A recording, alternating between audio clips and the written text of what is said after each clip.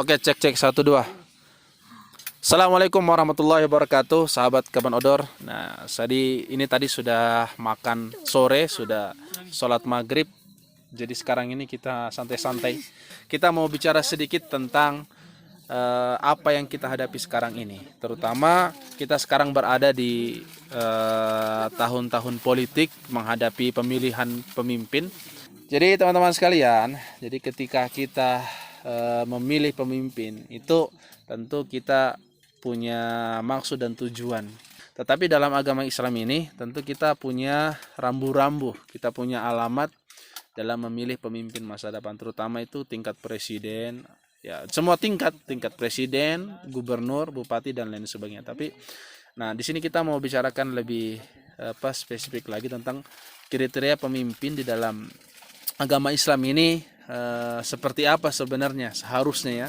Nah di sini bersama saya 2 teman saya yang selalu muncul di YouTube. Nah, jadi kita mau tanya-tanya dulu teman saya ini. Jadi saya mau ke Ustadz Arfan dulu nih. Jadi Ustadz, dalam memilih pemimpin dalam agama Islam ini sebenarnya pemimpin yang bagaimana?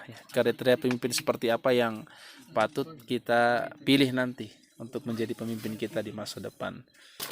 Ketika kita berbicara tentang pemimpin, maka ada beberapa kriteria seorang pemimpin yang ketika kita ingin memilih pemimpin, ya pemimpin itu harus memiliki hal-hal tersebut. Di antara yang pertama, ya pemimpin itu harus beriman. Ya dalam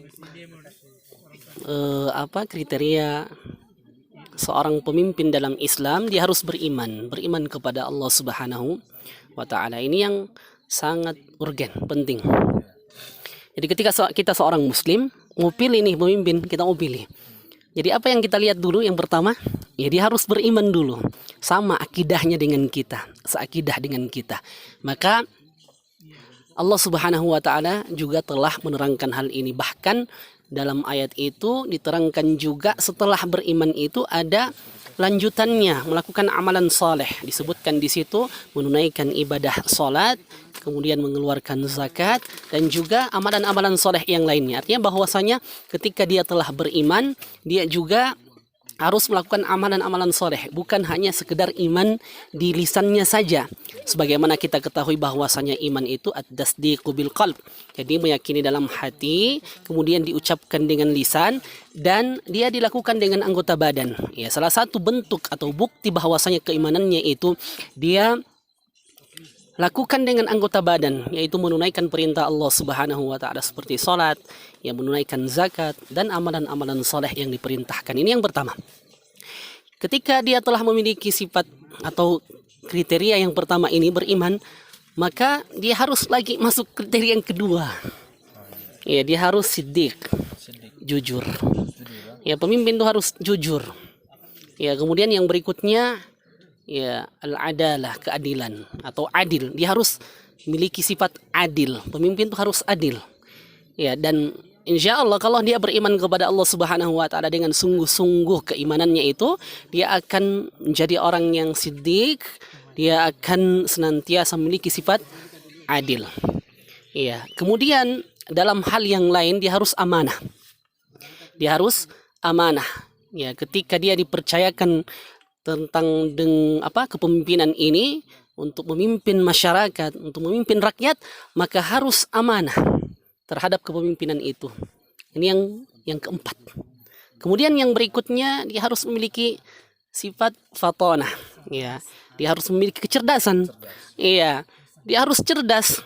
Kalau pemimpin yang asal ngomong saja, ya tidak sesuai dengan ya yang keluar itu ya sekedar keluar saja, tidak masuk di akal sebagian daripada orang yang lain, ya tentu semua orang bisa jadi pemimpin kalau begitu. Jadi harus ya cerdas. Dan ketika kecerdasannya itu bisa diukur dengan tablik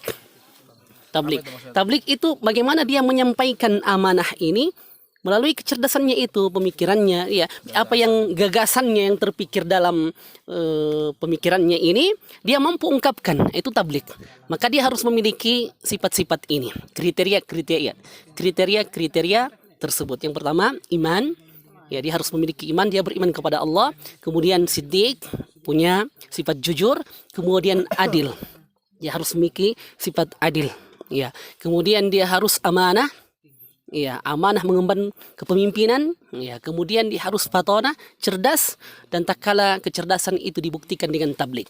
Dia menyampaikan bagaimana kita menilai seorang ketika menyampaikan sebuah gagasan, ya, bisa diterima oleh akal orang-orang yang lain. Ya, orang-orang yang mendengar ya gagasan tersebut.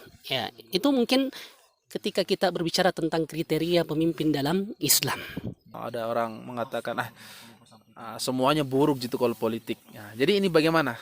Kalau ada dua pemimpin yang harus kita pilih dan dua-duanya buruk misalkan secara zohir ya, secara nampak, ini bagaimana nih solusinya? Apakah kita golput saja atau bagaimana? Agak berat ya ketika kita berbicara tentang politik. Maka yang pertama kita ya perbaiki prasangka kita, husnudzon. Ya, perbaiki dulu. Terkadang orang itu membenci seseorang hanya karena satu kesalahan. Padahal ternyata ada hal-hal yang baik yang mungkin belum ditampakkan atau mungkin tidak pernah dia lihat. Ya, dia pernah melihat cuman keburukan saja sehingga dia lihat oh ini buruk. Ya, padahal mungkin ada hal-hal yang baik yang tidak pernah dia lihat, yang itu mungkin ya, maka dia prasangka buruk dan dia melihat oh kira-kira dari hati nurani yang paling dalam di antara ya kalau kita berbicara tentang presiden ya, kita lihat siapa kira-kira di antara mereka yang baik dari segi tutur katanya. Iya, segi tutur kata. Karena terkadang tutur kata itu iya, ada beberapa tutur kata yang dibuat-buat namun ada yang itu langsung dari hati mengena ke hati dan itu ya tentunya tidak bisa diucapkan kecuali ya tadi itu seorang pemimpin dia melihat kecerdasannya bukan hanya keburukannya. Ya, bukan keburukannya yang dia lihat. Ya, wallahu taala a'lam. Nih teman-teman nih ya kesimpulannya dari yang saya tangkap penjelasannya tadi Ustadz Arfan ini bahwa dalam memilih pemimpin itu punya kriteria. Yang pertama itu adalah imannya. Jadi bagaimanapun kita harus memilih yang seiman karena seakidah. Ini kalau kita melihat dalam perspektif agama ya tentunya bukan dalam nasionalisme demokrasi ya. Kalau demokrasi beda lagi karena semua orang punya kebebasan. Tetapi dalam agama Islam sendiri itu kita harus punya kita harus kembali kepada tuntunan agama. Kemudian bagaimana amalnya? Tentu amal ini kita tidak mengetahui karena kita melihat saja secara zohirnya, ya dari perilakunya, dari tutur katanya, dia cerdas, dia mampu menyampaikan gagasan, rencana. Karena orang itu kalau mau mengerjakan sesuatu, apalagi ini amanah yang besar, tentu dia harus punya gagasan, wawasan, rencana. Nah kalau misalkan dia tidak bisa menyampaikan itu kepada kita, kita tidak tahu apa yang mau dia perbuat kan. Jadi kita harus betul-betul menilai dari situnya ya. Oke, jadi itu masalah kriteria selesai. Nah kemudian ini saya mau ke teman saya yang satu ini, teman yang sangat populer menghadapi tahun politik ini banyak kesalahan yang sudah dianggap biasa. Ya contoh misalkan masalah sogok menyogok atau masalah memberi untuk dipilih. Kan biasa banyak di tengah masyarakat itu kita dapati siapa yang bantu kita itu yang kita pilih.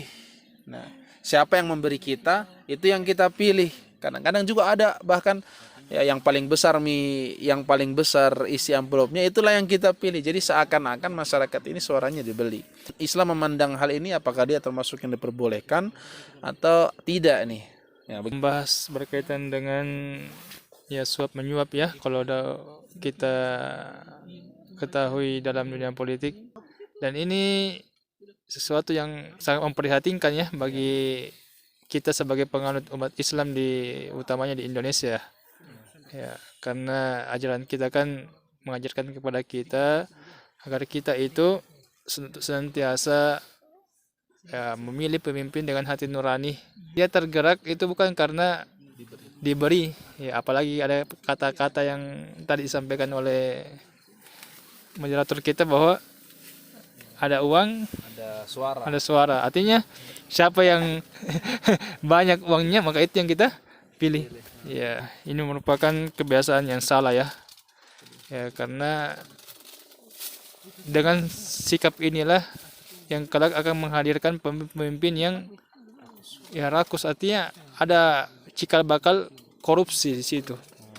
Karena tatkala dia sebelum mencalonkan atau sebelum diterpilih, maka sudah banyak modal dia harus keluarkan, bahkan minjam sana sini, bahkan jual tanahnya. Maka tatkala dia sudah terpilih melalui jalur suap misalnya, atau jalur bantuan atau dengan dana dan sebagainya, maka tatkala dia terangkat diakibatkan karena banyaknya dana yang dia keluarkan, otomatis pikirannya juga akan bagaimana dana yang saya keluarkan itu bisa kembali. Maka otomatis yang jadi pemimpin adalah pemimpin yang pikirannya bukan untuk rakyat, tapi untuk mensejahterakan dirinya kembali. Kalau kita kembali kepada sejarah bagaimana khalifah-khalifah itu, mereka itu lari untuk menjadi pemimpin ya. Bahkan mereka melarang keluarganya anaknya untuk menjadi pemimpin. Artinya jangan sampai keturunanku ini menjadi seperti saya, seperti kata Umar kepada anaknya. Tapi kalau kita sekarang ini ada namanya katanya dinasti Wallahu alam. Dinasti. Jadi kita kembali lagi kepada tentang suap menyuap. Dalam Islam sudah jelas hadisnya bahwa yang menyuap dan yang disuap itu apa balasannya? Finnar, masuk neraka. Ada bukan berdosa Ustaz, masuk neraka aja. Ini juga bahaya viral. Tetap intinya semua yang masuk neraka itu diakibatkan karena dosa. Jadi kalau ada ustaz yang mengatakan itu bukan dosa karena tidak, kalau dosa katanya harus bertobat. Bertobat. Seakan-akan dia menghentikan rahmat Allah yang bisa menerima ini juga kita luruskan sih. Kalau ada pemahaman kita dengar bahwa suap menyuap itu bukan dosa, tetapi langsung masuk neraka. Kita tahu kan balasan dari dosa adalah masuk neraka, itu balasannya. Jadi diakibatkan karena suap menyuap itu adalah dosa, maka balasannya adalah neraka. Untuk penegasan bahwa itu merupakan dosa besar, bukankah juga di hadis yang lain Nabi kita mengatakan bahwa setiap daging yang tumbuh dari harta yang haram, maka otomatis tempat kembalinya adalah neraka jahanam. Di tahun politik ini usahakan pilih dengan hati nurani. Jangan sampai tatkala kita memilih diakibatkan karena orang tersebut sudah memberikan baik itu berupa uang atau sembako dan semisalnya, karena niat orang tadi membantu itu kalau seperti itu ada tujuannya hanya untuk dipilih. Berbeda kalau memang dalam kesehariannya dia sering membantu, misalnya bersedekah sebelum mencalonkan, bisa saja itu sudah menjadi tabiat beliau. Tetapi kalau pas tiba-tiba musim kampanye, tidak ada angin, tidak ada hujan, tiba-tiba datang ke rumah, tabe pilih Kak, ada sedikit bantuan, otomatis semua jadi keluarga. Kita yang menerima itu sudah termasuk penerima suap. Karena tujuan suap adalah ada niat yang dia harapkan dari pemberian tersebut. Itu adalah untuk mendapatkan suara misalnya, untuk kepentingannya pribadi. Maka tatkala kita menerima itu, maka kita termasuk orang-orang yang menerima suap. Jangan bilang terima uangnya, jangan pilih orangnya. Ini juga salah. Karena kita sudah menerima uang suapnya, maka kita sudah masuk dalam hadis tadi. Yang menerima suap, yang menyuap adalah masuk neraka. Walaupun kita tidak memilihnya, karena kita sudah mengambilnya termasuk dalam hadis tersebut. Tapi begini, kenyataannya di lapangan ini beda. Karena untuk mencalonkan diri, terangkat menjadi pemimpin itu tidak bisa terlepas dari yang namanya uang.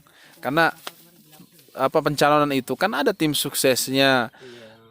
Ada atribut kampanyenya seperti misalkan kaos, misalkan baleho, ini kan semua butuhkan uang.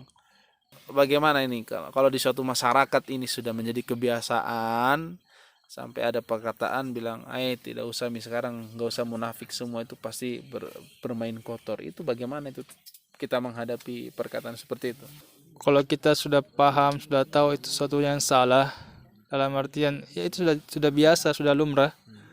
Ya, kita yang beragama Islam itu seharusnya lebih menonjolkan bahwa kita itu harus menghindari perbuatan tersebut.